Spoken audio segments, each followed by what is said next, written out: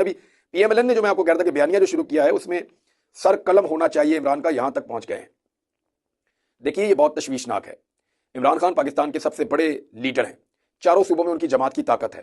اس وقت اگر کوئی ایک آدمی پورے پاکستان کی آواز ہے، پورے پاکستان کے اندر اس ایک آدمی کی بات سنی جاتی ہے تو وہ عمران خان ہے۔ ملک کو اس وقت اس بحران سے کوئی نکال سکتا ہے تو وہ اکانومسٹ بھی یہی کہہ رہے ہیں، جتنے سرویس کروائے گئے ہیں ان میں بھی یہی کہا جا رہا ہے، پاکستان کے عوام کا بھی یہی ماننا ہے کہ اس وقت اس ملک کو بحرانوں سے عمران خان نکال سکتا ہے۔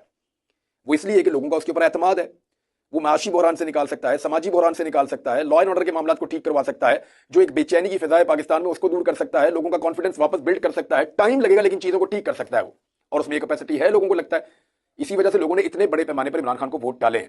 اب ایک ایسا لیڈر جو جیل میں ہے اور ایک ایسی جماعت جس کی حکومت بننے والی ہے، جو حکومت میں لائی جا رہی ہے، بس آپ یہی سمجھ لیں، اس جماعت کے ترجمان نے جب یہ کہا کہ اس کا سر قلم کر دیا جائے تو سمجھ لیجئے کہ عمران خان کی جان کو خطرہ ہے۔ یہ جو حکومت بننے جا رہی ہے، اس حکومت سے عمران خان کی جان کو خطرہ ہے۔